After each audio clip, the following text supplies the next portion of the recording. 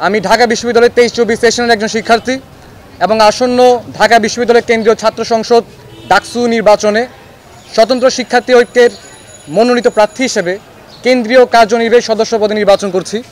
আমার ballot number 2। আজকে আমি আপনাদের সামনে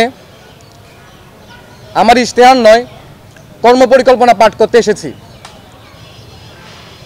আপনারা এখানে উপস্থিত হয়েছেন, এই জন্য আপনাদের ধন্যবাদ।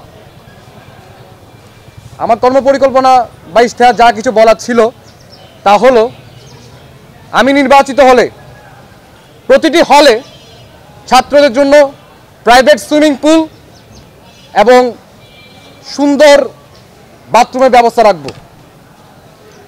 আমাদের যে ক্লাসের উপস্থিতি অর্থাৎ অ্যাটেন্ডেন্স, সেটা আমাদেরকে অনেক ভোগায়। এই জন্য আমরা ফেসবুক কিংবা অনলাইনের লাইক কিংবা এই ধরনের কাউন্টের মাধ্যমে কিভাবে উপস্থিতি রেকর্ড করা যায় তার একটি ব্যবস্থা রাখব।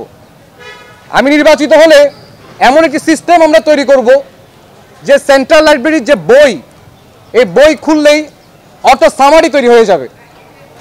আমি নির্বাচিত হলে টিএসসি থেকে কেএফসি পর্যন্ত ফ্রি মেট্রো রেল চালু হবে এবং এই আইবিএর উপর দিয়ে একটা ওভারব্রিজ থাকবে, যা দিয়ে সরাসরি এখানকার ছাত্ররা, যেহেতু আমরা দুপুরবেলা খেতে চারুকলায় যাই, তা আমরা মেইন রোড দিয়ে না গিয়া উপর দিয়ে পাস হয়ে যেতে পারবো। এবং সর্বশেষ, আমি নির্বাচিত হলে এই ডাকসু সহ আমাদের পুরো ক্যাম্পাসে ফ্রি ওয়াইফাই এবং বিশেষ করে ডাকসু ক্যাফেটেরিয়ায় হালিমের ব্যবস্থা করা হবে। এই কারণেই বললাম, মানে আমি বুঝাইলাম যে এসব চাইলেই বলা যায় আর কি, আমি বলতে পারি, কিন্তু এসবই বড়ই মিথ্যা কথা। এর কোনোটাই করার ক্ষমতা আমার নাই, মানে কেবল আমার না, ডাকসুর মেম্বারেরই নাই। ইটসেলফ ডাকসুর এত ক্ষমতা নাই যে সেইগুলো করতে পারে।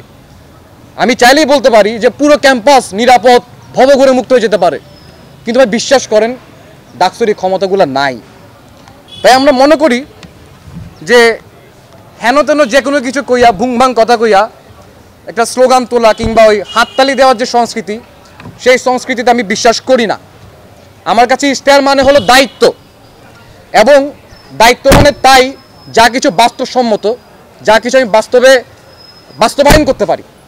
তো এই জন্যে আমি অনেক কিছু ভেবে আমি দেখলাম যে ঢাকা বিশ্ববিদ্যালয়ের লক্ষাধিক সমস্যা, এবং লক্ষাধিক সমস্যার সমাধান করা আসলে আমার পক্ষে সম্ভব না। মানে ইটসেলফ এটা পুরো ডাকসু প্যানেলের পক্ষে সম্ভব কিনা তাও একটা প্রশ্ন। তো সেজন্য আমি খুবই বেছে বেছে, আমার জ্ঞানে যতটুকু কুলাইছে, আমি বেছে 6টি সমস্যা বের করেছি, যে দেখলাম এই 6টি সমস্যা সমাধান করা যায় এবং এর অনেকটাই ডাকসুর মেম্বার না হলেও করা যায়। তো সেই 6টি সমস্যা কি?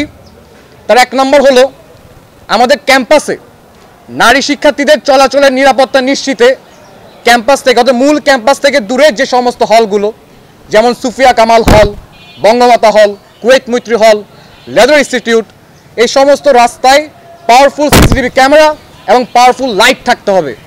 আমরা জানি কেবল চারুকলা থেকে বের হলেই সন্ধ্যার পরে আমাদের বোনরা যখন টিউশন থেকে ফেরে, তখন তারা যে ধরনের হেনস্থা বা হয়রানির শিকার হন, আমি চাইলেই তো একটা সমাজকে পরিবর্তন করতে পারি না। কিন্তু আমি এটা জানি, আমরা দেখেছি স্ট্যাটিস্টিক্যালি, যে যদি সিসিটিভি ক্যামেরা এবং লাইট থাকে তাহলে অপরাধের মাত্রা কমে। দ্বিতীয়ত, প্রথম বর্ষের শুরু থেকেই যে বিষয়টি নিয়ে আমরা ভুগি, সেটি হলো আমাদের যে অ্যাসাইনমেন্টগুলো, এগুলো বেশিরভাগই আমরা কপি পেস্ট করেই আমরা আসলে চালাই দেই এবং এভাবেই চলে। এই প্রথা থেকে বের মানে এই সিমটমটা শুরু হইলো কেন, এই ফেনোমেনা শুরু হইলো কেন? কারণ ফার্স্ট ইয়ারের শুরুতে আমাদেরকে রেফারেন্সিং শেখানো হয় না। তাই আমি এমন একটি ব্যবস্থার জন্য কাজ করতে চাই যেখানে প্রথম বর্ষ থেকেই প্রপার রেফারেন্সিং একাডেমিক কারিকুলামের অংশ হিসেবেই যুক্ত থাকবে। তৃতীয়ত, হল সংসদগুলোর সাথে সমন্বয় করে আমাদের প্রতিটি হলে যে টয়লেট, এই টয়লেটগুলো 23 ঘন্টা যাতে পরিষ্কার পরিচ্ছন্ন থাকে, সেই বিষয়টা আমি এনশিওর করতে চাই। আপনারা আমাকে জিজ্ঞেস করতে পারেন যে বাকি 1 ঘন্টা আমি বাদ রাখলাম কেন? তো অবভিয়াসলি দিনের 1 ঘন্টা পরিষ্কার করতেই চলে যাবে যদি প্রতিবেলা আমরা 20 মিনিট করে ধরি। চতুর্থত, আমাদের যে ইনস্টিটিউশনাল ইমেইল, এই ইনস্টিটিউশনাল ইমেইলে বিনামূল্যে অথবা স্বল্প মূল্যে পৃথিবীর সমস্ত রিসোর্স, পৃথিবীর সমস্ত জ্ঞান ভান্ডার, ডাটাবেস, এইসব জায়গায় আমাদের প্রবেশাধিকার নিশ্চিত করতে হবে। পঞ্চমত, ক্যাম্পাসে অন্তত একটি হেলদি ক্যান্টিন থাকতে হবে। যে ক্যান্টিনে এয়ার ফ্রাই দিয়ে খাবার প্রস্তুত করা হবে, লাইফ বেকারি থাকবে এবং মানসম্মত এবং ন্যায্য মূল্যে স্বাস্থ্যকর খাবার আমরা খেতে পারবো। এবং ফাইনালি ষষ্ঠ, ঈদ পূজা কিংবা বন্ধে ক্যাম্পাস থেকে সরাসরি বাড়ি যাত্রার জন্য বিশেষ ব্যবস্থা থাকতে হবে। এখন আলাপটা হলো এই জায়গায় যে 6টি বিষয় আমি নিয়েছি। আমি খুবই ভেবেচিন্তে দেখলাম যে 6টি বিষয় বাস্তবায়নের জন্য ডাকসুর মেম্বার হওয়ার আসলে অনেক ক্ষেত্রে দরকার নেই। ডাকসুর মেম্বার হলে তো পথটা সহজ হয়। এই 6টি বিষয় বাস্তবায়নের জন্য যেটা দরকার সেটা হলো সদিচ্ছা। এই 6টি বিষয় নিয়ে আমি এমনিই কাজ করছিলাম, তার মধ্যে ডাকসু নির্বাচন এসেছে। তো আমার সেই কাজের অংশ হিসেবে, আন্দোলন বা সেই কাজের প্রসেস হিসেবে আমি নির্বাচনে অংশগ্রহণ করছি। এই জায়গা থেকে আমি দেখলাম যে 6টি বিষয় সদিচ্ছা থাকলেই বাস্তবায়ন করা সম্ভব। যেমন আমরা যদি দেখি যে মানে একটা উদাহরণ দিয়ে বুঝাই, 5 নম্বর যে পয়েন্টটা, ক্যাম্পাসে আমি যদি বলতাম প্রথম বক্তব্যের মতো যে 18টা হলে 18টা হেলদি ক্যান্টিন চাই, দ্যাটস রিয়েলি টাফ। কিন্তু আমরা যখন বলছি যে ক্যাম্পাসে অন্তত একটি হেলদি ক্যান্টিন চাই, এটা নিশ্চয়ই অবাস্তব কিছু না। ঢাকা বিশ্ববিদ্যালয়ের মতো একটি বিশ্ববিদ্যালয়ে অন্তত একটি হেলদি ক্যান্টিন প্রতিষ্ঠা করাই যায়। এইসব জায়গা থেকে যেটা আমি দেখলাম যে কেবল 3 আর 4 নাম্বার অর্থাৎ 23 ঘন্টা পরিচ্ছন্ন প্রক্ষালন কক্ষ বা টয়লেট এবং 4 নাম্বার বিশ্বজ্ঞানে আমাদের অবাধ প্রবেশাধিকার, এই দুইটার জন্য আসলে ডাকসুর মেম্বার হওয়াটা প্রয়োজন। বাকি যে 4টা পয়েন্ট, এর জন্য সদিচ্ছা থাকা প্রয়োজন। ডাকসুর মেম্বারের চেয়ে আরও বেশি যেটা প্রয়োজন সেটা হচ্ছে এইগুলো করার ইচ্ছা। তো সেই জায়গা থেকে ঢাকা বিশ্ববিদ্যালয়ের লক্ষাধিক সমস্যা ইস্যু রয়েছে, আমাদের অনেক চাওয়া পাওয়া রয়েছে, আমরা আমাদের সমস্যা চাওয়া পাওয়া পাই না। তো এই লক্ষাধিক ইস্যু ও সমস্যা থেকে আমি কেবলই 6টা সমস্যার দায়িত্ব নিয়েছি এবং বাকিদের আহ্বান জানাচ্ছি বাকিগুলো আপনারা নেন।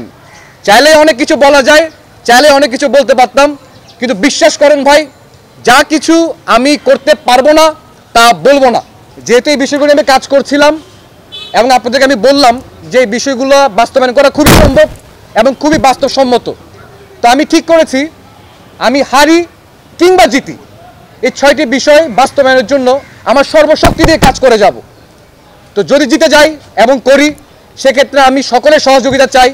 আর যদি না করি, তাহলে আপনাদের সকলের প্রতি আমার আহ্বান, আপনারা আমাকে ধরবেন,